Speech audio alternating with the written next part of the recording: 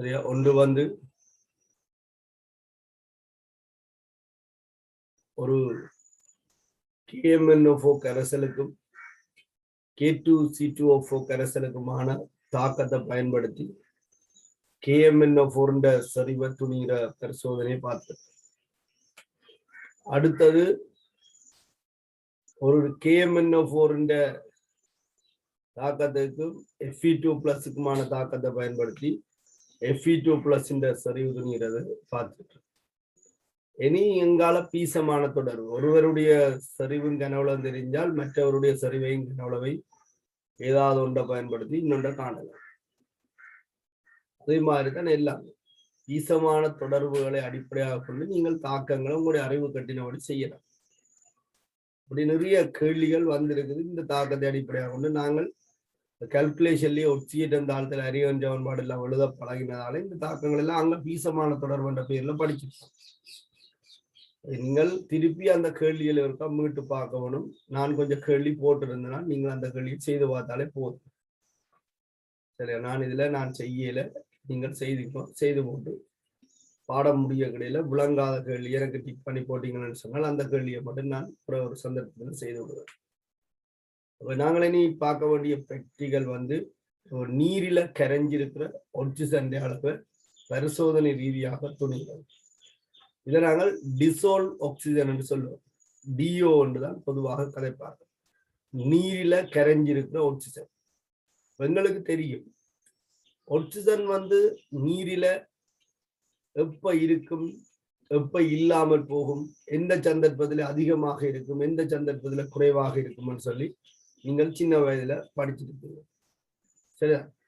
சாதாரணமாக ஒரு வாயுவின் கரைதிறனை வெப்பநிலை அமுக்கம் வந்து பாதிக்கும். சோடா போத்தல்கள் எல்லாம் CO2 வாயு அடைக்கப்பட்டிருக்குன்னா கொஞ்சம் உயர் அமுக்கத்திலே அடைக்கப்பட்டிருக்கு. வாயுக்கள் உயர் அமுக்கத்துல கரைதிறன் கூடும். தாழ் வெப்பநிலையில தான் வாயுக்கள் வந்து கூடுதலாக கரையும். வெப்பநிலை அதிகரிக்க வாயுக்கள்கிட்ட கரைதிறன் வந்து குறையும். இப்ப திண்மங்கள்கிட்ட கரைதிறன் வந்து வெப்பநிலை அதிகரிக்க கூடினாலும் வாயுக்கள்கிட்ட கரைதிறன் குறையும். இல்லை விரிவு என்ற ஒரு பிரச்சனை இருக்கு. வாயுக்களுக்கு விரிவு இருக்கிறதால வெப்பநிலை இருக்கு. எல்லா சந்தர்ப்பத்திலையும் நீரில ஒரே அளவு ஆக்சிஜன் கரைஞ்சிருக்கும்னு சொல்லலாம். அப்ப நீரில இருக்கிற தூய்மை, சரியா?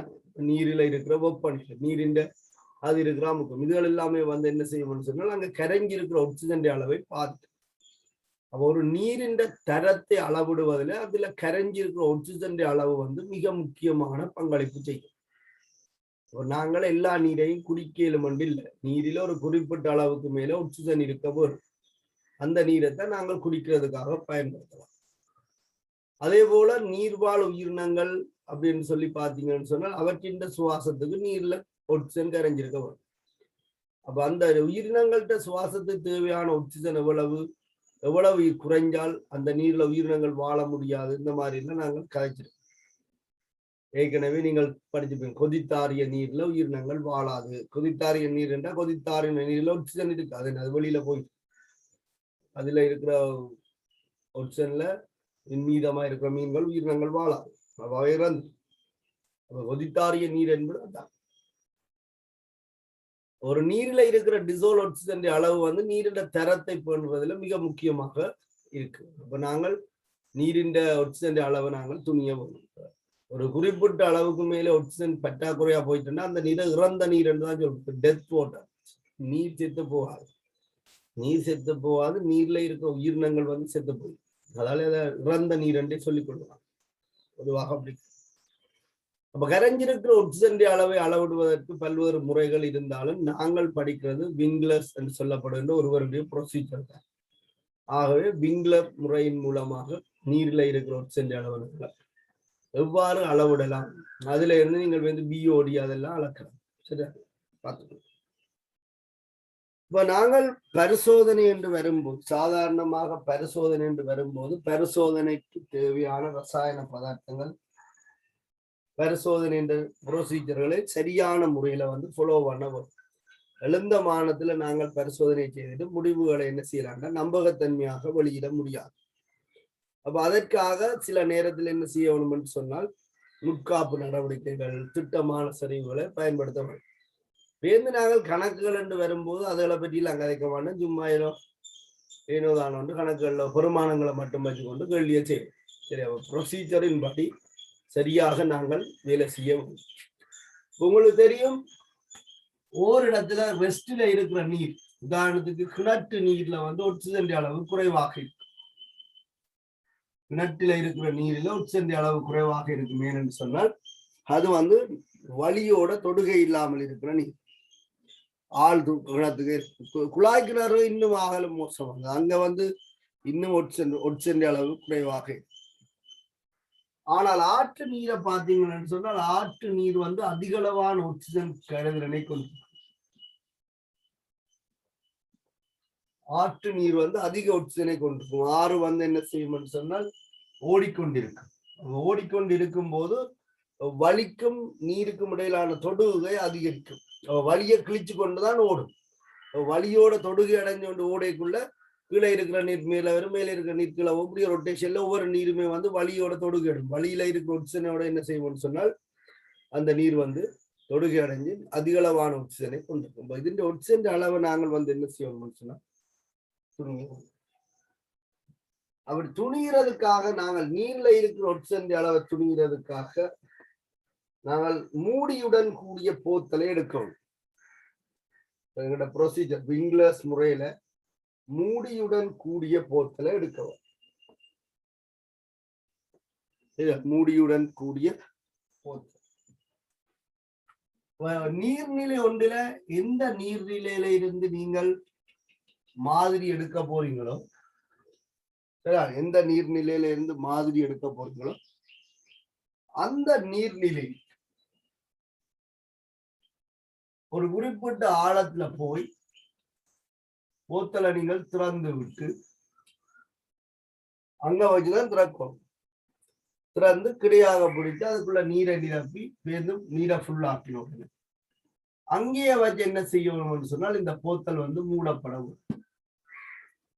ஏனென்றால் நீங்கள் பார்க்க போறது இந்த நீர்ல கரைஞ்சிருக்கிற ஆக்சிஜன் அளவை. போத்தலை மூடி இல்லாமல் திறந்து கொண்டு வலிக்கு வந்தீங்கன்னு சொன்னால் வளிமண்டலத்துல இருக்கிற ஆக்சிஜனும் என்ன செய்யலாம் சொல்லுவாங்க, இந்த நீர்ல கரையலாம். உண்மையில நீங்க எடுக்க வேண்டிய நீரில இருந்த ஆக்சிஜன் அளவை விட அங்க பரிசோதனைக்காக கொண்டு வந்த நீர் ஆக்சிஜன் அளவு கூடியதாக இருக்கு. அப்ப இந்த பரிசோதனை நிபந்தனையில நீங்கள் எல்லாம் என்ன செய்வீங்க, ஏற்கனவே மூடிட்டீங்கன்னு சொன்னால் வளி நீர் இடைத்தொடர்பு தடுக்கப்படும். வளி நீர் இடைத்தொடர்பு தடுக்கப்படும். எந்த இடத்துல நீங்கள் இந்த மாதிரியை சேகரிச்சீங்களோ, சரி, எந்த இடத்துல இந்த மாதிரியை சேர்த்தீங்களோ அந்த இடத்துல நாங்கள் கார கேஐ கரைசலை சேர்ப்போம். MnCl2 கரைசலை சேர்ப்போம். MnCl2 கரைசலை சேர்ப்போம். நாங்கள் சேர்க்கிறது Mn2+ தான் நோக்கம். அது நீங்கள் MnCl2 ஆக சேர்க்கலாம் அல்லது MnSO4 ஆக சேர்க்கலாம். MnCl2 கரைசலை சேர்ப்பீங்க. அதை தொடர்ந்து அதுக்குள்ள KOH ஒரு காரம், NaOH பயன்படுத்தலாம். தேவையானது வெங்காரம், OH- தான். KI கரைசல் பொதுவாக NaOH அல்லது KOHல இந்த KI கரைசல் கரைக்கப்பட்டிருக்கு. சரி, அப்ப நீங்கள் எந்த இடத்துல இந்த நீர் சேகரிச்சீங்களோ அந்த இடத்துல இந்த ரசாயன பதார்த்தங்களை சேர்த்து நன்கு மூடி ஆய்வுக்கூடத்துக்கு கொண்டு வரணும். மேலதிக வேலைகள் எல்லாம் ஆய்வு கூடத்துலதான் நடக்கும். கிட்டத்தட்ட 30 நிமிடங்களுக்கு மேல இந்த தொகுதியை நாங்கள் இடத்துல வச்சோம்னு சொன்னால் இங்க நடைபெற வேண்டிய ரசாயன தாக்கங்கள் எல்லாமே பூரணமாக நடைபெறும். தாக்கத்தை கூட்டணும்னா நீங்கள் கொஞ்சம் பொறிமுறை விஷயம் கூட்டலாம். குலுக்கி அப்படிதான் சிந்தாமல் இருக்கு. எடுத்த கனவுல விட சிந்தக்கூடாது. ஆரம்பத்தில் எடுத்த இந்த கனவுல பொதுவாக 250 சென்டிமீட்டர் கனம் நாங்கள் எடுத்துக்கொள்வோம். ஆரம்பத்துல பொதுவாக நாங்கள் எடுக்கிற கனவுல 250 சென்டிமீட்டர். நீர் மாதிரியில இருந்து நீங்க ஒரு 250 சென்டிமீட்டர் கணக்கு எடுத்து எந்த இடத்துல நீங்கள் நீரை சேகரிக்கிறீங்களோ அந்த இடத்திலேயே வச்சு இந்த MnCl2 கரைசலையும் KOH கரைசலையும் KI கரைசலையும் ஒவ்வொரு சென்டிமீட்டர் கனம் வீதம் சேர்த்து கொண்டிருக்கிறோம். அப்ப அந்த சந்தர்ப்பத்துல இங்க என்னென்ன நடக்கும் அதான் நான் உங்களுக்கு தாக்கத்தை எழுதி பார்க்க சொன்னேன். இந்த சந்தர்ப்பத்துல இங்க என்னென்ன தாக்கம் நடக்கும்.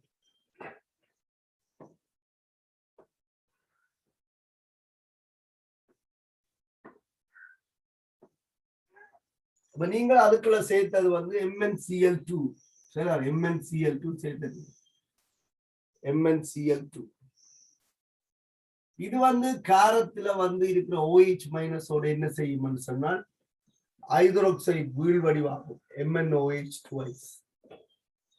உங்களுக்கு MnOH twice நீர்ல கிடையாத வெள்ளை வீழ்வடிவன்னு சொல்லி இருக்கு. இதை சில புத்தகங்கள்ல மென்சுவப்பண்டும் சொல்லப்பட்டிருக்கு. ஆகவே ஞாபகத்துல வச்சிருங்க, பிரச்சனைகள் வரைக்குள்ள விளங்கி கொள்ளும். இருக்கிற மற்ற விடைகளை வச்சு கொண்டுதான் சொன்னது சரியோ புள்ளியோ ஒன்று நாங்கள் தீர்மானிக்கணும். அங்கால மிச்சம் எழுதி கொண்டு தாக்கத்தை சமப்படுத்திக் கொண்டா இது ஒரு இடப்பெயர்ச்சி தாக்கம். Mn2+ வந்து MnO2 ஆக MnOH ஆக வரும். உங்களுக்கு தெரியும் கார ஊடகத்துல Mn2+ உறுதி. இந்த MnOH twice இருக்கிற +2 ஒட்சியேற்ற நிலை Mn வந்து நீர்ல கரைஞ்சிருக்கிற O2 ஆல இலகுவாக ஒட்சியேற்றப்படக்கூடிய இது MnO2 ஆக ஒட்சியேற்றப்படும். உங்களுக்கு நான் ஏற்கனவே சொல்லி இருக்கிறேன், இந்த CO2+, Fe2+, Mn2+ இவற்றின் ஹைட்ரோக்சைடுகள் வந்து சிறிது நேரத்தின் பின்னர் வழியில தொடுகை அடையும் போது நிறமாற்றத்தை காண்பிக்கும். உங்களுக்கு OH மைனஸ்க்கு வந்து வார நிறம் COOH twice நீலம் என்ன மென்சுவப் என்ன அதுல உள்ள முரண்பாட்டை பற்றி நான் உங்களுக்கு கதைச்சிருந்தேன். நான் ஏன் மென்சுவப் நிறம் வருகுதுன்னு சொல்லி சரியா. அது மேலும் ஒட்சியேற்றப்பட்டால் வழியால் ஒட்சியேற்றப்பட்டு COOH twice ஆக வரும், கபிலமாக. Fe2+ வந்து OH மைனஸோட சேர்ந்து சொன்னால் FeOH twice வீழ்வடிவாகும். இது உங்களுக்கு அழுக்கு பச்சை அல்லது மென் பச்சை என்று சொல்லலாம்னு சொல்லியிருக்கேன். இதுவும் வழியால இலகுவாக ஒட்சியேற்றப்பட்டு Fe3+ ஆகி FeOH twice வரும். இது கபிலம் அல்லது மஞ்சள் கபிலம் என்று சொல்லி செங்கபிலம் என்று சொல்லலாம். Mn2+க்கு OH மைனஸ் சேர்க்கும் போது MnOH twice வரும். இது வழியால ஒட்சியேற்றப்பட்டு MnO2 கபில கருப்பு நிறம் பெறும் சொல்லி.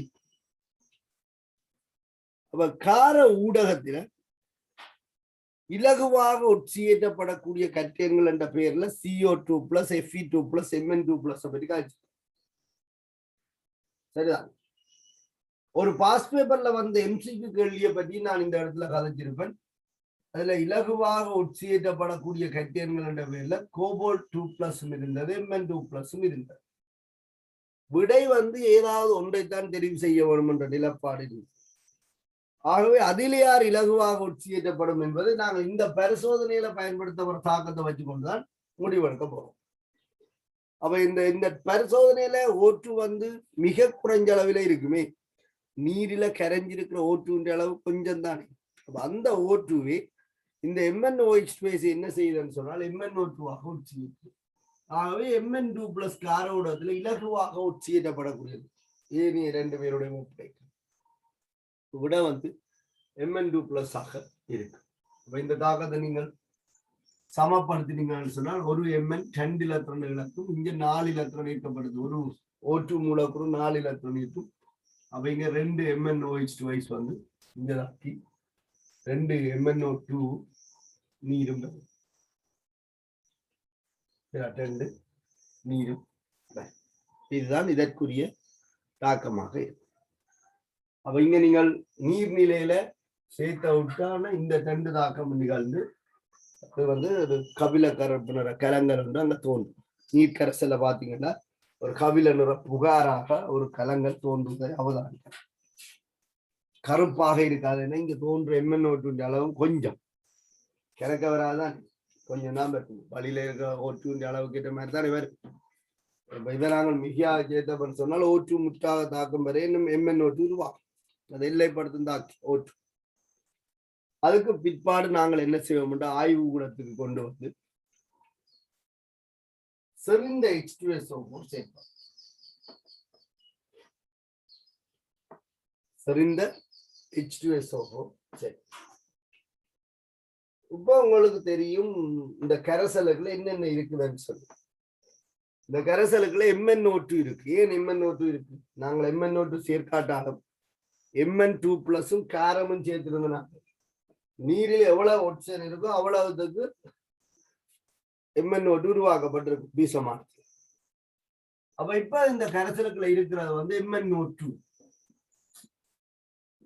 அங்க நீங்கள் KOH Ki கரைசலும் சேர்த்திருக்கிறீர்கள். Ki இருக்கு. கார ஊடகத்துல இந்த +4 MnO2க்கும் I- தாக்கம் நடக்காது. ஏன்? இது உறுதியானது. இதற்கு நீங்கள் செறிந்த H2SO4 சேர்க்கும் போது அதை சொன்னார் தலையும் வாழும் இருக்க தலை இருக்க வாழ ஆடக்கூடாதுன்னு சொல்லுவாங்க. H2SO4 I- out செய்யும், MnO2 I- out செய்யும். இந்த ரெண்டு பேரும் இருக்க யார் ஒட்சியேட்டும் என்றால் MnO2 ஒட்சியேட்டும். MnO2 ஒட்சியேற்ற ஆற்றல் கூட. அமில ஊடகத்தில் MnO2 சிறந்த ஒட்சியேட்டும் இருக்கு. அப்ப செறிந்த H2SO4 I- தனியே இருந்தா I2 SO2 வரும். ஆனா MnO2 I- H2SO4 இருந்தால் தாக்கம் MnO2 I- தான் வரும். H2SO4 ஒட்சியேற்ற ஆற்றலை விட MnO2 ஒட்சியேற்ற ஆற்றல் கூட. அப்ப உங்களுக்கு Mn2+ ஆக தாழ்த்தப்படுவார். MnSO I- வந்து I2 ஆக ஒட்சியேற்ற. ஒரு Mn4+ இருந்து 2+ தாழ்த்தப்பட 2 இலத்திரன் இழக்கும். அப்ப 2 Ki வந்து ஒரு I2 வந்து நீங்கள் சமப்படுத்துறதுக்கு நீரை போட்டீங்க சரி என்று சரியா? உங்களுக்கு இதுல 2 H2SO4 தேவைப்படும். விளைவில் ஒரு K2SO4 வரும். 2 ஒரு தாக்க சமன்பாட்டை சமப்படுத்தி இருக்கிறத நீங்கள் செக் பண்ணிக்கணும். சரி, ஓகே. இப்ப செறிந்த H2SO4 கொஞ்சம் இதுக்குள்ள சேர்த்து இந்த தாக்கத்தை கொஞ்சம் வினைத்திறனாக நடத்துறதுக்காண்டி நாங்கள் மூடி போட்டு ஒருக்கா 2-3 தரம் இப்படி குலுக்குவோம். இப்படி குலுக்கினால் H2SO4 எல்லா இடமும் சீராக பரவ தாக்கம் எல்லா இடமும் முற்றாக நடக்கும். அவ எல்லா MnO2வும் I- I2 ஆக ஒட்சியேட்டும். இங்கே கவனமா இருக்கணும். நீங்கள் சேர்க்கிற Ki வந்து மிகையாக இருக்கணும். அப்பதான் இந்த MnO2 முற்றாக தான். இதுல சேர்க்கிற MnCl2 மிகையா இருக்கணும். அப்பதான் இந்த O2 முற்றாக தாக்கும். ஏற்கனவே அவங்களுடைய அனுபவத்தின்படி என்ன சரிவில் என்ன கனவளவில் சேர்த்தால் இதுகள் முற்றாக தாக்கும் என்றது தெரியும். அந்த அளவில் சேர்ப்பாங்க. இப்ப நாங்கள் சேர்க்கிறதா இருந்தால் ஒரு குத்து மதிப்பா கணக்க சேர்ப்போம். சரிங்களா? அப்ப இந்த தாக்கத்துல வந்து அமில ஊடகம் சேர்க்கப்பட I2 வந்து I- I2 ஆக மாறும். I2 உங்களுக்கு தெரியும் செங்கவிலம் சொல்லி. இந்த சந்தர்ப்பத்துல உங்களுக்கு கரைசல் வந்து நல்ல கடும் மஞ்சள் நிறமாக மாறும். உருவாகிற I2 அளவு குறைவா இருக்கு. 250 சென்டிமீட்டர் கனத்துல ஐடினை கரைச்சி வரைக்க வார நிறத்துக்கும் இந்த சந்தர்ப்பத்துல உருவாகிற I2 நிறத்துக்கும் வித்தியாசம் இருக்கு. செறிவு வேறுபடும். ஒரு கடும் மஞ்சள் நிற கரைசல் வந்து ஃபார்ம் பண்ணும். சரியா? அவ இந்த தாக்கத்துல வந்து I2 வந்து உருவாக்கப்பட்ட இந்த I2-வை நாங்கள் அயோடோபமான தாக்கம் என்று சொல்றோம். Na2H2O3 பயன்படுத்தி என்ன செய்யலாம்னு சொன்னால் நியமிக்கலாம். I2க்கும் Na2H2O3க்குமான தாக்கத்துல மாப்பொருளை காட்டியாக பயன்படுத்தி நாங்கள் நியமிப்பை மேற்கொள்ளலாம். அடுத்ததாக நாங்கள் பார்க்க போறது வந்து I2க்கும் Na2H2O3க்குமான இது ஒரு செயின். இந்த செயின்ல வந்தா நாங்கள் இந்த வேலையை செய்யறோம். அப்படியே ஒரு தொடர் தாக்கம் வந்து கொண்டு இருக்கு. இதை நாங்கள் நியமிப்பு குழுவை நியமிச்சோம்னு சொன்னால் உங்களுக்கு இந்த தாக்கத்துல வந்து Na2SO6 2 NaI விளைவா ஈசமானம் 1:2 ஆக இருக்கு. இந்த தாக்கம் நீங்க மறக்க கூடாது. I2க்கும் Na2H2O3க்குமான தாக்கத்தை மறந்தீங்கன்னு சொன்னால் கெமிஸ்ட்ரியை விட்டுட்டு போறது நல்ல. பல தடவைகள் இந்த தாக்கத்தை நாங்க பாவிப்போம். சரி, I2 வந்து Na2H2O3 தாக்கி Na2SO6 ரெண்டு எண்ணெயும் உருவாகும். உங்களுக்கு முதலே சொல்லியிருக்க Na2H2O3 ஒரு முதல் நியமம் அல்ல. அவ இந்த நியமத்தை பயன்படுத்தி I2-வை நியமிக்க உண்மையில திருத்தமான ஒரு முடிவு எங்களுக்கு கிடைக்காது. அதனால நாங்கள் என்ன செய்வோம்னு சொன்னார், வளமையாக இந்த பரிசோதனை செய்யும் போது இந்த Na2H2O3 செறிவை வந்து ஒரு நியம வளவாக்கம் செய்வோம். ஒரு முதல் நியமத்தை பயன்படுத்தி இவருடைய செறிவை வந்து இந்த ஸ்பொட்டில வந்து துணிப்போம். பரிசோதனை செய்யற சந்தர்ப்பத்துல துணிப்போம். இப்ப நீங்க இன்றைக்கு பரிசோதனை செய்ய போறீங்கன்னா இந்தியா நாள்லயே இந்த Na2H2O3 என்ன செறிவு இருக்குன்னு சொல்லி பார்த்தா அந்த செறிவு ஓரளவுக்கு திருத்தமாக இருக்குந்தானே. ஒரு முதல் நியமத்தை பயன்படுத்தி இதை செய்யணும். அதுக்கு ஒரு ப்ரொசீஜர் இருக்கு. சரிதானே? இப்ப Ka கரைசலையும் KiO3 கரைசலையும் பயன்படுத்தி இந்த Na2H2O3 செறிவை நாங்கள் நியம வளவாக்கம் செய்யலாம். அப்ப இதுல நாங்கள் பயன்படுத்தப்படுற Na2H2O3 ஆய்வு கூடத்துல ஏற்கனவே செறிவு தெரிஞ்ச Na2H2O3 இல்ல, பரிசோதனையில நியம வளவாக்கம் செய்யப்பட்டு அறிந்த செறிவுடைய Na2H2O3 பயன்படுத்திக்கலாம். என்னவா இருந்தாலும் உங்களுக்கு இந்த Na2H2O3 செறிவு தெரியும். மாப்பொருளை காட்டியாக பயன்படுத்தினீங்கன்னா மாப்பொருள் வந்து கருநீல நிறத்தை கொடுக்கும். I2 முடிஞ்சது என்று சொன்னால் இந்த கருநீல நிறம் நீங்கும். அப்ப உங்களுக்கு நிறன் மாற்றம் ஏற்படுவதற்கு தேவையான கனவுளவை வளமையான பரிசோதனையில இருந்து காண்பது போல காணலாம். அவை கனவுளவு வந்து பரிசோதனையில் அளவிடப்படும். செறிவும் உங்களுக்கு நியம வளவாக்கம் செய்யப்பட்டால தெரியும், அல்லது தெரிஞ்ச செறிவுடைய கரைசலை பயன்படுத்தி இருப்பிய. இவற்ற மூல் காணும். இவற்ற மூல்ல இருந்து அரைவாசி மூல் வந்து I2 மூலா இருக்குமே, பீசமானம் 2க்கு 1. இந்த தாக்கத்துல இருந்த I2 இந்த தாக்கத்துல விடுவிக்கப்பட்ட I2. அப்ப இந்த I2 தான் இது. சரிதான்? இந்த I2க்கும் MnO2க்கும் பீசமானம் 1:1. ஆகவே இந்த தாக்கத்துல பயன்படுத்தப்பட்ட MnO2 மூல் N/2 அது இந்த மூலுக்கு சமம். இந்த MnO2 தான் இந்த தாக்கத்துல உருவானது. ஒரு கவனிச்சு கொள்ளுங்க. இதுல ஒரு MnO2 இருக்கு, இதுல 2 MnO2 இருக்கு. இதை பேர் 2ஆல பெருக்கிறீர்கள். ஏன் 2ஆல பெருக்கிறீர்கள்? இந்த தாக்கத்துல உருவாக்கப்பட்ட முழு MnO2வும் இந்த தாக்கத்துல பயன்படுத்தப்படுது. அப்ப குறித்த ஒரு தாக்கத்துலதான் பீசமான தொடரை பயன்படுத்துறதே தவிர ஒரு தாக்கத்துக்கு இன்னொரு தாக்கத்துக்கு முறையில பீசமானம் பயன்படுத்தல. இந்த தாக்கத்துல உருவான விளைவு முழுவதும் இந்த கரைசலுக்கு இருக்கு. அது Ka கரைசலோட முற்றாக தாக்கும். அப்ப இந்த மூலம் சமன் N/2 ஆக இருக்கு. இந்த MnO2 எங்கே இருந்து உருவாக்கப்பட்டது? O2 முடியும் வரை உருவாகி இருக்கு. இது மிகையாக சேர்த்திருக்கு. அப்ப நீர்ல இருக்கிற O2 மூல் வந்து இது அரைவாசி எண்கள் 4ஆக இருக்கு. இனி நாங்கள் கடைசியா கன்க்ளூஷன் சொல்றோம்டா, ஒரே முடிவு என்னென்றால் இந்த நியமிப்புல தேவைப்பட்ட Na2H2O3 மூல் என்று 4ல் 1 பங்கு நீர்ல இருந்த O2 மூலாக இருக்கு. நியமிப்புல தேவைப்பட்ட Na2H2O3 மூல் வந்து O2 மூலோட தொடர்படுத்த O2 மூல் Na2H2O3 மூல் 4ல் 1 பங்குக்கு சமனாக N என்பது Na2H2O3 மூல்.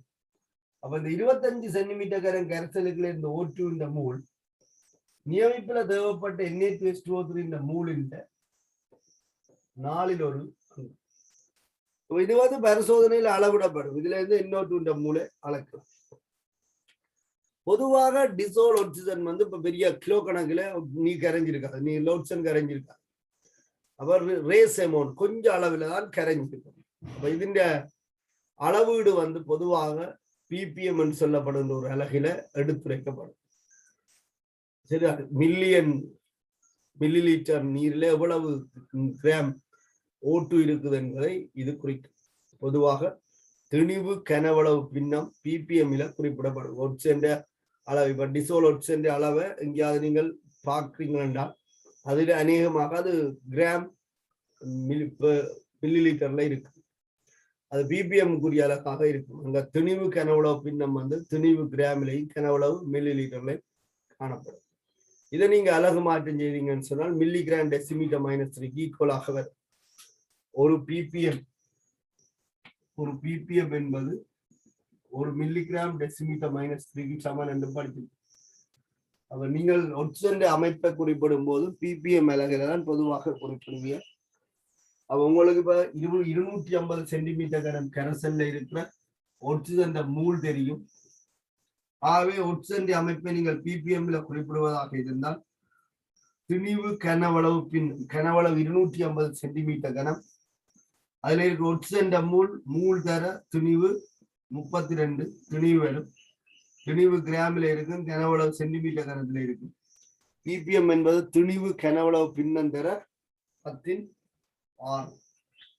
இதை சுருக்கி நீங்கள் சொன்னால் உங்களுக்கு இந்த நீர்ல இருக்கிற ஆக்சிஜன் அளவு வந்து அளவிடப்படும். நாங்கள் டிசோல் ஆக்சிஜன் சொல்றோம்.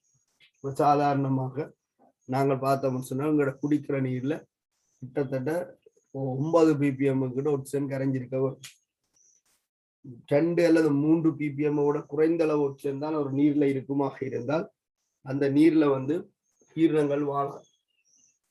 நீர்ல உயிரினங்கள் எண்ணிக்கை அதிகரிக்கும் போது ஆக்சிஜன் அளவு வந்து குறையும். அதே மாதிரி சேதன பசலைகள் சேதன பதார்த்தங்கள் நீர்ல சேர்ந்தேன்னு சொன்னால் நுண்ணங்கியோட காற்றுக்குரிய தொழிற்பாட்டில அங்க இருக்க ஆக்சிஜன்கள் எல்லாம் பயன்படுத்தப்படும். இதன் காரணமாக ஆக்சிஜன் அளவு வந்து நீர்ல குறையும். ஒரு நீர்நிலையில இருக்கிற ஆக்சிஜன் டிசோல் ஆக்சிஜன் அளவை நாங்கள் பார்த்தோம்னா கரைந்திருக்கிற ஆக்சிஜன் அளவை பார்த்தோம்னா அந்த நீரின் தரத்தை பற்றி நாங்கள் கதைக்கலாம். அப்ப டிசோல் ஆக்சிஜன் வந்து ஒரு நீரின் தரத்தை அளவிடுவதில் ஒரு பிரதான பங்களிப்பு செய்யும். சரி, இந்த முறையில நீங்கள் நீர்நிலையில இருக்கிற ஆக்சிஜன் அளவு துணியலாம். இதுல நான் உங்களுக்கு மென்ஷன் பண்ண வந்த விஷயம் இந்த ஐக்யூக்கும் என்ஏடிமான நியமம். சரியா, எங்களோட கடைசி பிராக்டிகல் பாடத்தின் கடைசி பிராக்டிகல்ல ஆக்சிஜன் இந்த டிசோல் ஆக்சிஜன் பார்க்கலாம். இதை நான் இதுக்கு படிப்பிச்சால் இந்த ஐக்யூக்கும் என்ஏடிமான நியமிப்பின் அறிவு உங்களுக்கு வந்து இதுல என்ன நியமிப்பு தான் கடைசியா படிச்சா முதலா படிச்ச விளங்குதா சொல்றது. சரி, பொதுவாக நியமிப்புகள்ல நாங்கள் என்ன செய்வோம்னு சொன்னால் மாப்பொருளை ஆரம்பத்துல சேர்ப்போம், காட்டிய ஆரம்பத்துல சேர்ப்போம். இந்த நியமிப்புல காட்டி வந்து தொடக்கத்துல சேர்க்கப்படுவதில்லை. நாங்கள் முடிவு புள்ளிக்கு கிட்டவா கொண்டு சேர்ப்போம். ஏன் இருக்குன்னு சொல்லி இப்ப வந்து ப்ரொசீஜரை நான் அவங்களோட ப்ரொசீஜரின் படியே சொல்லுவேன்.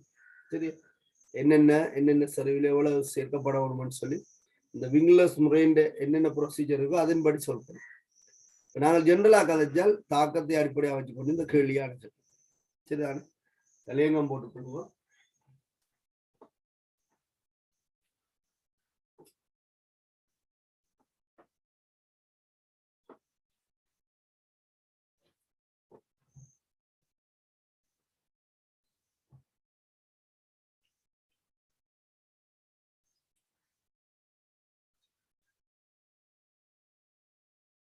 விங்லர் முறை மூலம் விங்லர்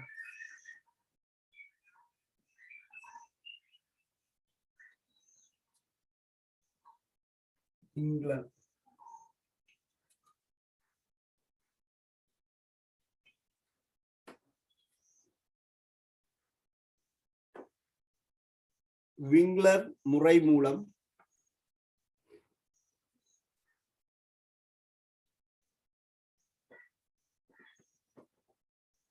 விங்லர் முறை மூலம்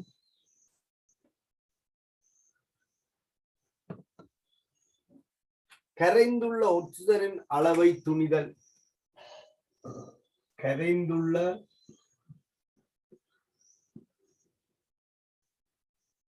ஆக்சிஜனின் அளவை துணிதல்.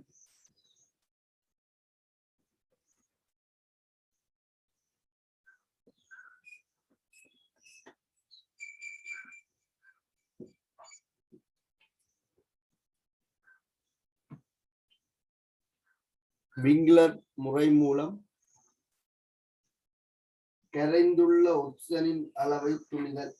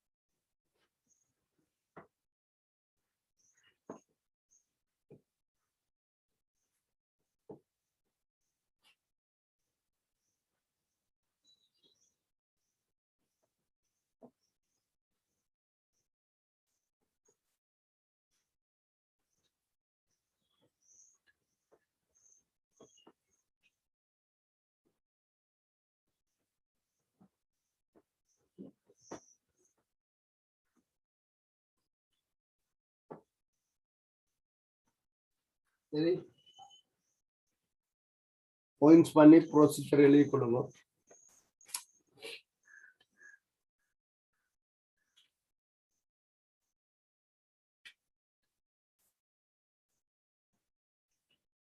அடைப்பானை கொண்டுள்ள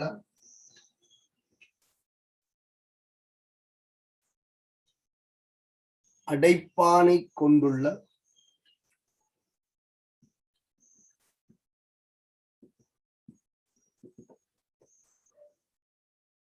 அடைப்பானை கொண்டுள்ள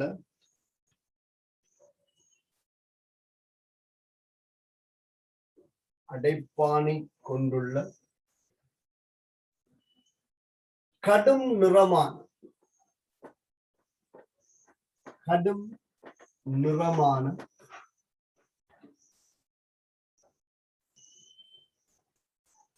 போத்தலை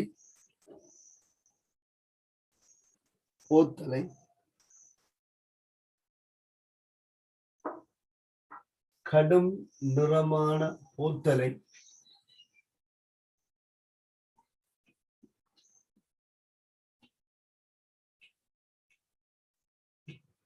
நீர் மாதிரியினால்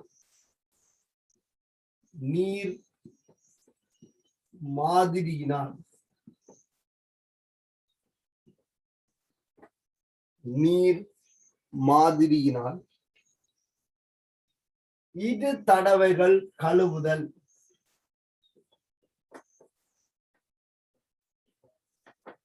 எந்த நீர் மாதிரி எடுக்க போறீங்களோ அதால கழுவணும். வீட்டுல இருந்து கழுவி கொண்டு போறது, வீட்டுல இருந்து கழுவி கொண்டு போனாலும் மாதிரியால கழுவணும். இரு தடவைகள் கழுவுதல்.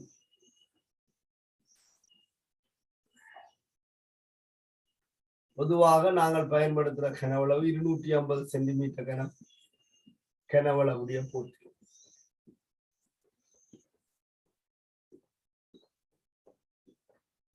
250 சென்டிமீட்டர் கனவளவுடைய போதில். அப்பதான் நீங்கள் அந்த சரிவு காணும் பிபிஎம் சொல்லலாம். 250 சென்டிமீட்டர் கனவளவுடைய போட்ட அடைப்பானை கொண்டுள்ள கடும் நிறமான போத்தலை நீர் மாதிரினால் இரு தடவைகள் கழுவுதல்.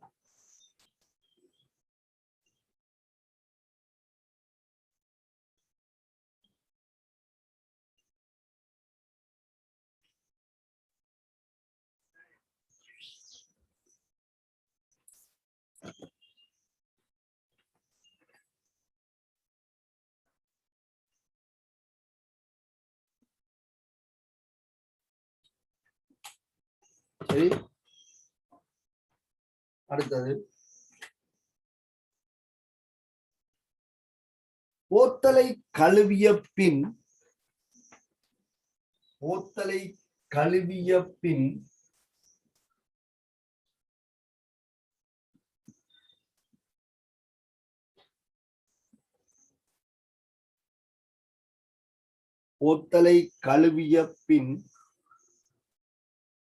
வளிக்குமுள் உட்புகாதவாறு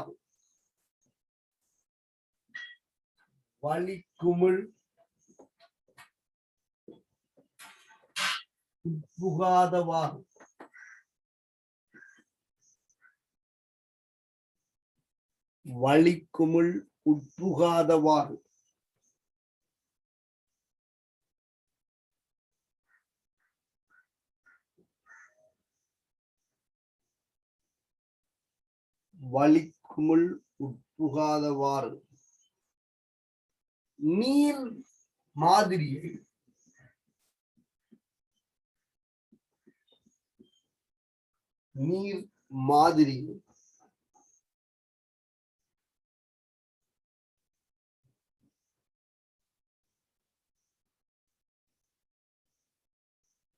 போத்தலை கழுவியபின் வளிக்குமுள் உட்புகாதவாறு நீர் மாதிரியை மெதுவாக, அது நீங்கள் போத்தல திறந்து கிடியா வச்சிருந்தால் ஓரளவுக்கு என்ன செய்யும், போகும். உள்ளுக்குள்ள நீர் போக வளிக்குமுள் வெளியில போச்சு. இதுக்குள்ள இனி வளிக்குமுள் இருக்கக்கூடாது. நீர்நிலையில ஒரு குறிப்பிட்ட ஆழத்துக்கு வச்சுருந்தீங்கன்னா பெருசா வலிக்குமல் போவாது. மெதுவாக போத்தலினுள்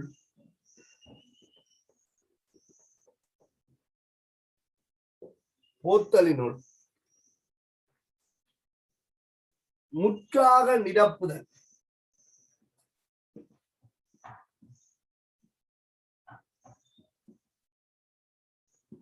முற்றாக நிரப்புதல். அப்ப நீங்கள் எடுத்த போதில் முற்றாய் இப்ப மாதிரி வந்துட்டு எடுத்த நீர் வந்துச்சு.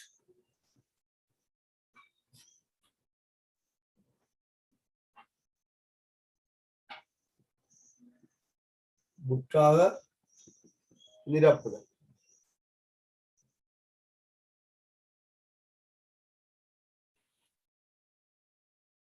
மூன்றாவது உடனடியாக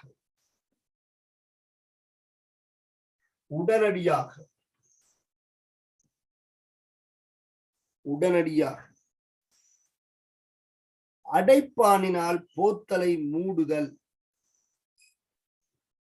உடனடியாக அடைப்பானினால் போத்தலை மூடுதல்.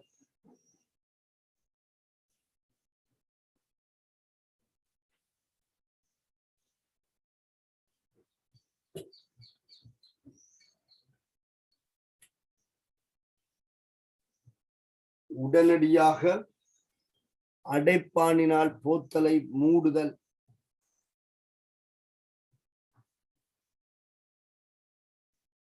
இது மாதிரி எடுத்த இடத்துல இந்த அளவு நடக்கும்.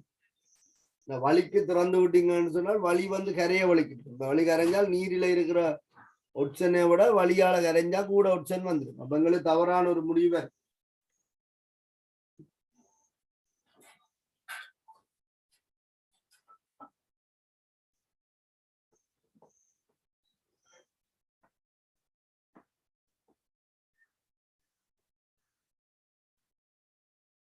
சரியா? நீர் மாதிரி எடுத்திருக்கிறீர்கள்.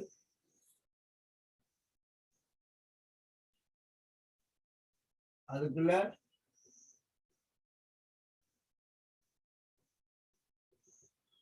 உடனடியாகவே சில ரசாயன பதார்த்தங்களை சேர்க்க போறோம்.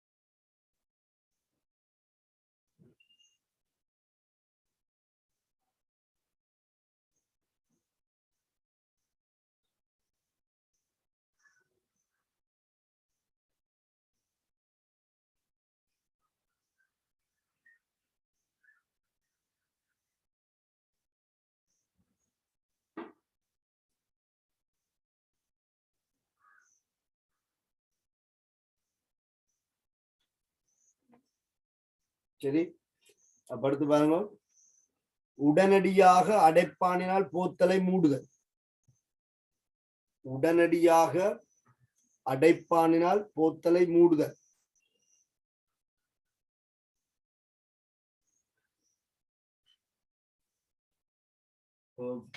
வெளியில கொண்டு வந்து லேப்ல இல்ல, நீர்நிலைக்கு வழியில இவ்வளவு நீர்நிலையில வச்சு செய்யப்படும்.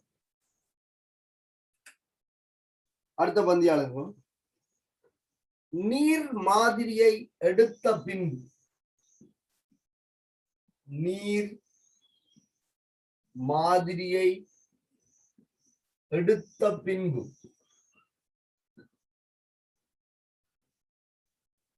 நீர் மாதிரியை எடுத்த பின்பு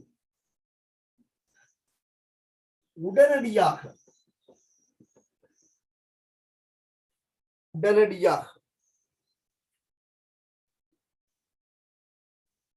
ஒரு சென்டிமீட்டர் கனம்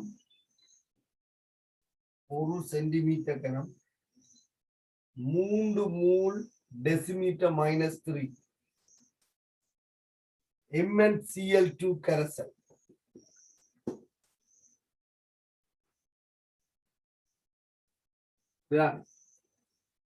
ஒரு சென்டிமீட்டர் கனம் சேர்க்கிறதால இதுக்குள்ள இருக்கிற கனவளவு இழப்ப நீங்கள் புறக்கணிச்சு கொள்ளலாம்.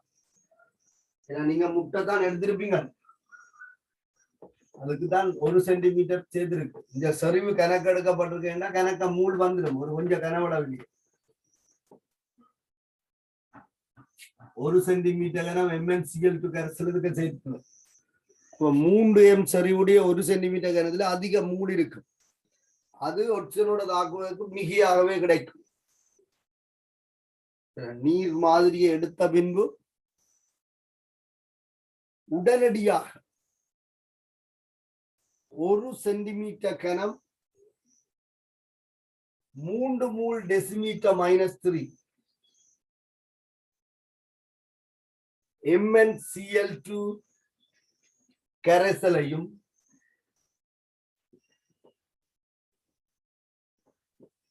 MnCl2 கரைசலையும்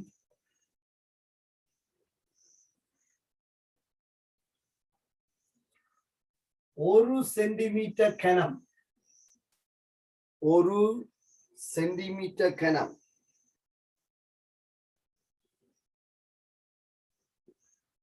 4 மூல் டெசிமீட்டர் -3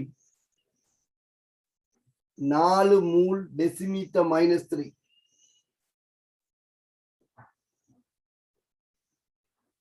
Ki கரைசலையும் சேர்த்தல்.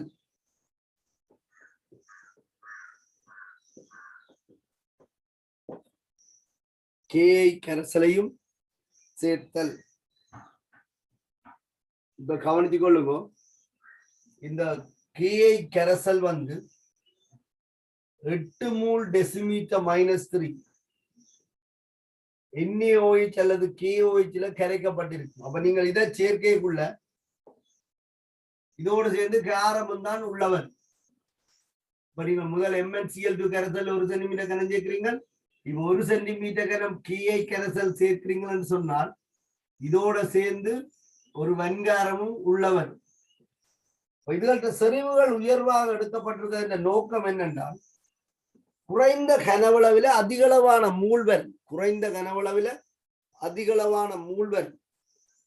அப்ப மிகையான தாக்கியா இருக்கும். நாங்க கணக்க கனவளவு சேர்த்தோம்னு சொன்னால் நீர் இல்லை வெளியில போக வலிக்கு. வெளியில போற நீரின் அளவை புறக்கணிக்கிறதுக்காகத்தான் நாங்கள் செறிவு கூடிய கரைசல்கள்ல ஒவ்வொரு சென்டிமீட்டர் கனம் சேர்க்கிறோம். சரி,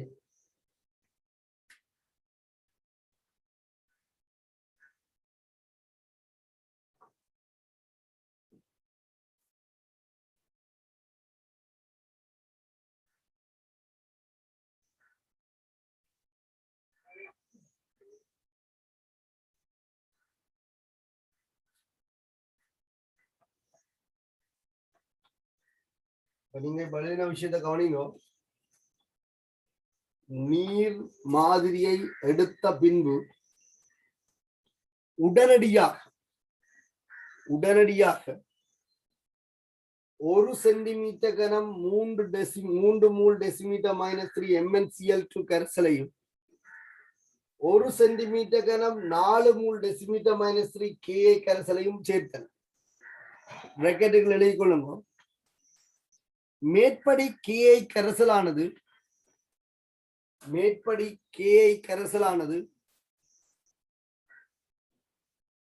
8 மூல் டெசிமீட்டர் -3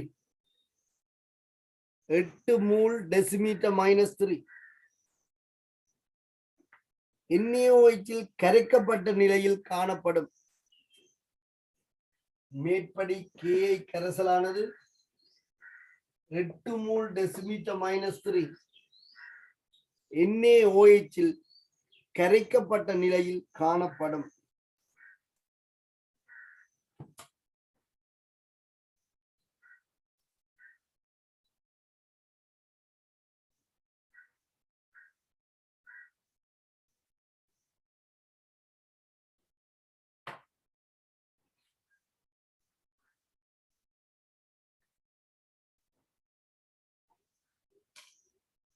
அப்ப உங்களுக்கு இப்ப என்ன இதுக்குள்ள இருக்கிற சோதனை பொருட்கள் MnCl2 KI கரைசல் NaOH. இதுல நீங்க KOH பயன்படுத்தலாம், ஒரு வன்காரம் பயன்படுத்தினா சரி OH மைனஸ் வழங்குறது. அப்ப இதோட நீங்கள் ஒரு அரை மணித்தியாலம் என்றாலும் வச்சிருந்தீங்கன்னு சொன்னால் எல்லா தாக்கமும் முற்றுப்பட்டுக்கும். மேக்சிமம் ஒட்சன் வந்து MnO2 OCAD MnO2 தந்து MnCl2 KI NaOH எல்லாம் மிகையாக சேர்க்கப்படுறதால இங்க இருக்கிற ஒட்சன் முற்றாக தாக்கும்.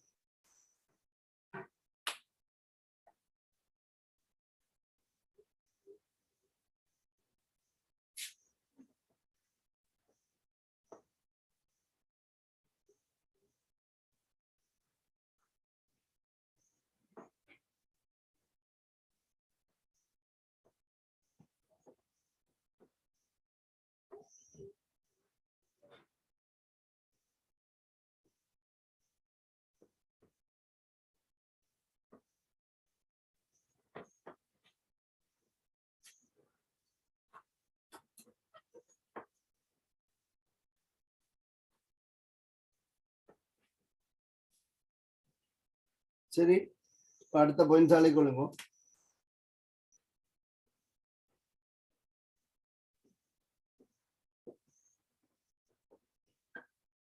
பகுப்பாய்விற்கு முன் இனி நீங்க லேபுக்கு கொண்டு வரலாம், எல்லாத்தையும் சேர்த்து ஒரு மூடி போட்டு லேபுக்கு கொண்டு வரலாம். இங்க இந்த தாக்கம் எல்லாம் நடந்துடும். பகுப்பாய்விற்கு முன்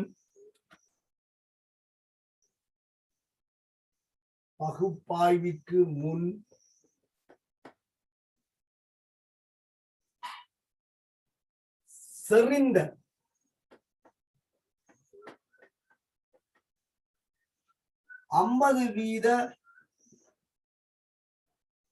செறிந்த 50% H2SO4 கரைசலின்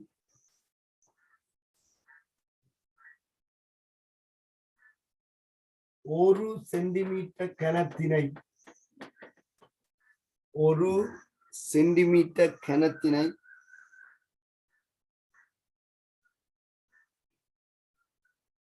நீர் மாதிரிக்கு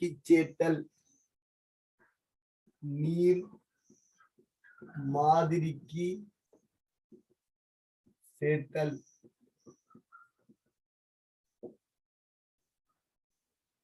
சரியா? பாருங்க, நீங்கள் எடுத்த நீர் மாதிரியில 250 சென்டிமீட்டர் கனம் நிரம்படுத்த நீங்கள் இதுல 1 சென்டிமீட்டர் கனம், இதுல 1 சென்டிமீட்டர் கனம், இவ இன்னொரு ஆள் 1 சென்டிமீட்டர், மொத்தம் 3 சென்டிமீட்டர் கனம் இதுக்கு சேர்த்துருக்கு. அந்த 3 சென்டிமீட்டர் கனத்துக்குரிய கனவளவு நீர் வெளியில போகும். 250 சென்டிமீட்டர் கனத்துல அதை என்ன செய்யலாம்டா புறக்கணிக்கலாம். அதான் எல்லாம் செறிவானதா பயன்படுத்தி செறிந்த 50% H2SO4 கரைசலில் 1 சென்டிமீட்டர் கனத்தினை நீர் மாதிரிக்கு சேர்த்து. அப்ப அமில ஊடகத்தை கண்டோன்னு MnO2 என்ன செய்யும்? அங்க உள்ள I- உடைய இனித்தான் தாக்கும், அது வரைக்கும் தாக்காது.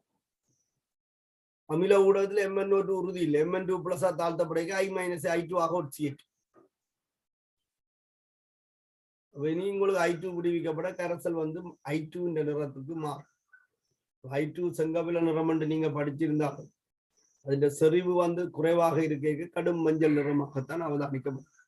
செறி H2SO4 இதுக்கு சேர்த்து மூடி ஒரு 2 தடவை 3 தடவைகள் இப்படி நாங்கள் குளிக்கணும் என்று சொன்னால் இந்த H2SO4 எல்லா இடம் பரவி தாக்கம் வந்து நிகழும்.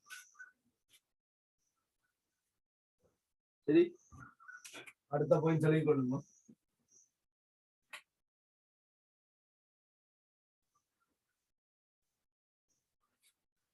பின்னர் போத்தலை மூடி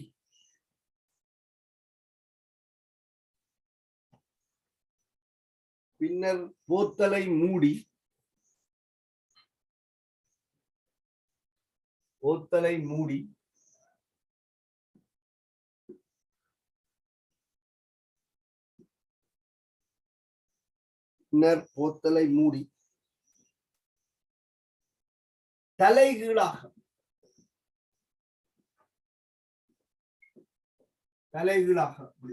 திரும்ப ரொட்டேட் பண்ற தலைகீழாக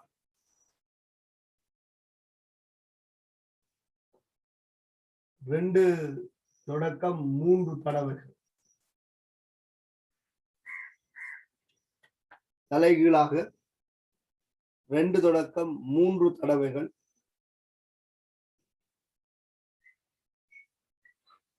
கவிழ்த்தல். சரி, 3 தடவைகள்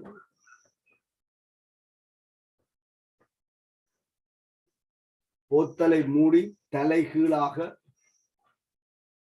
2 தொடக்கம் 3 தடவைகள்.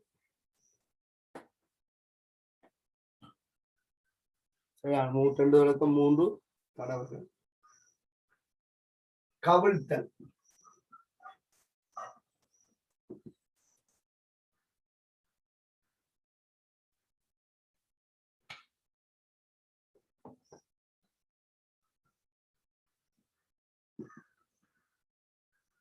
கவிழ்த்தல். இந்நிலையில்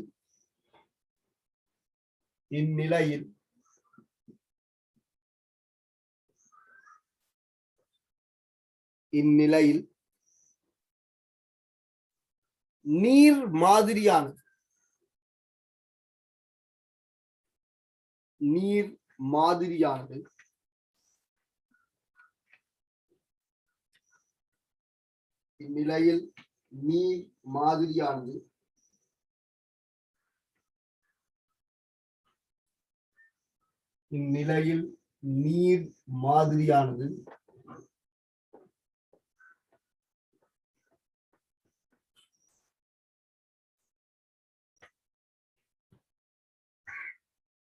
இந்நிலையில் நீர் மாதிரியானது கடும் மஞ்சள் நிறமாக மாற்றமடையும். கடும் மஞ்சள் நிறமாக மாற்றமடையும்.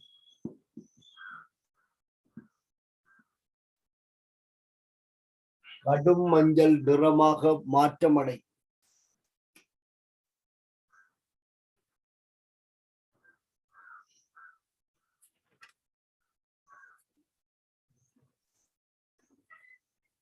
அப்ப உங்களுக்கு இப்ப I2 வந்துட்டு இனி I2க்கும் Na2SO3க்குமான நியமிப்பின் அறிவு. இவ்வளவு ப்ரொசீஜர்லயும் வந்து I2 விடுவிக்கப்பட்டு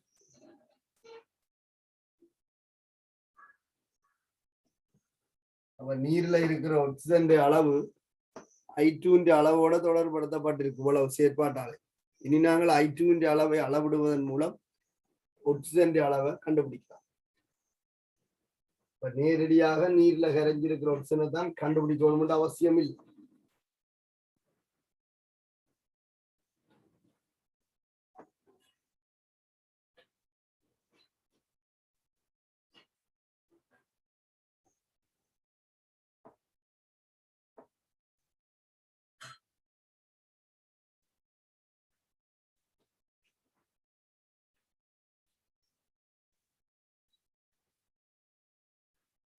சரி, அடுத்த பாயிண்ட் சாலை கொள்ளுங்க. இதுக்கு பின்னர் நியமமாக்கப்பட்ட, அதான் இந்த நான் சொன்னான் Na2SO3 சரிவை இப்பதான் நாங்கள் துணியோம். நியமமாக்கப்பட்ட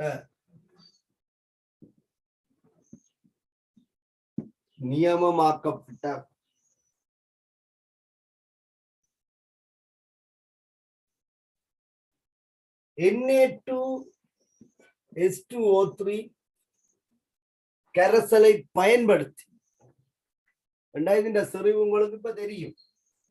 நியமமாக்கப்பட்ட Na2S2O3 கரைசலை பயன்படுத்தி. Na2S2O3 ஒரு முதல் நியமம் இல்லை. அதால ஒரு முதல் நியமத்தால் என்ன செய்யறோம்னா செறிவு அளவுறோம். நியமமாக்கப்பட்ட Na2S2O3 கரைசலை பயன்படுத்தி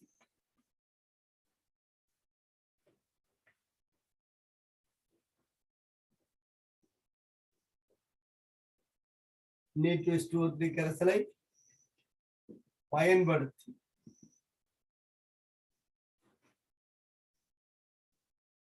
நீர் மாதிரியை நியமித்தல். நீர் மாதிரியை நியமித்தல். நீர் மாதிரியை நியமித்தல். அப்ப நியமிப்பின் முடிவு புள்ளி, அதாவது I2 தாக்கீட்டு என்றதை சொல்லி தாரதுக்கு காட்டி வேணும். I2 நியமிக்கப்படுறதால இங்க நாங்கள் மாப்பொருளை காட்டியாக பயன்படுத்திக் கொள்வோம்.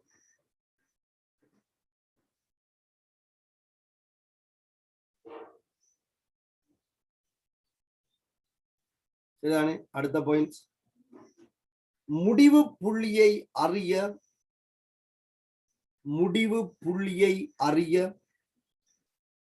மாப்பொருள் காட்டியை பயன்படுத்த. முடிவு புள்ளியை அறிய மாப்பொருள் காட்டியை பயன்படுத்தல்.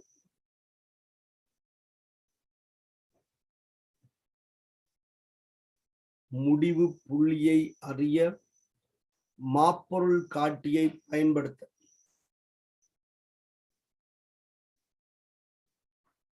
இனி நியமிப்பின் வளமையான ப்ரொசீஜர். நீங்க முடிவு புள்ளியில தேவைப்பட்ட கனவளவை அளப்பீங்க. ஆரம்ப இறுதி வாசிப்புகள் எந்த ஒரு நியமிப்பும் 3 தடவைகள் எடுக்கப்படும் சொல்லி இருக்கேன். சரிதான்?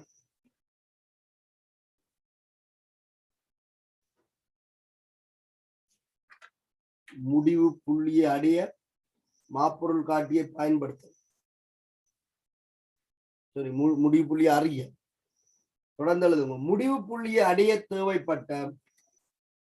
முடிவு புள்ளியை அடைய தேவைப்பட்ட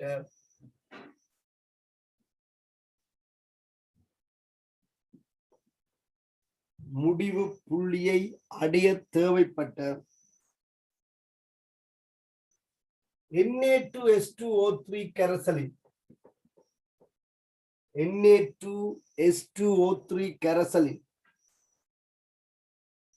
Na2S2O3 கரைசலின் கனவளவை பதிவு செய்தல். Na2S2O3 கரைசலின்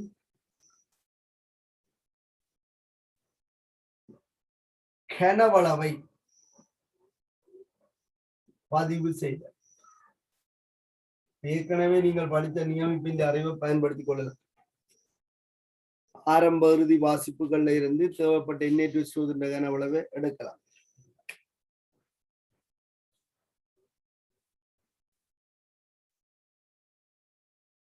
சரி, நிறைவாக 3 வாசிப்புகள் எடுக்கப்பட்டு 3 வாசிப்புகள்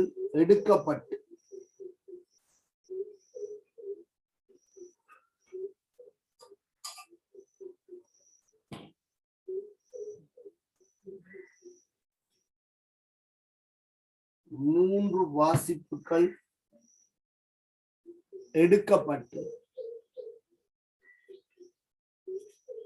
சராசரி கனவளவை கணிப்பிற்கு பயன்படுத்தல். சராசரி கனவளவை கணிப்பிற்கு பயன்படுத்தல்.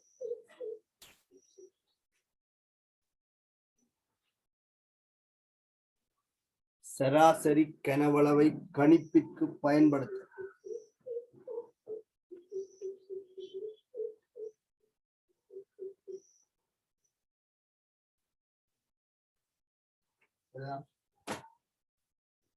நீங்க கவனிச்சு கொள்ளுங்க.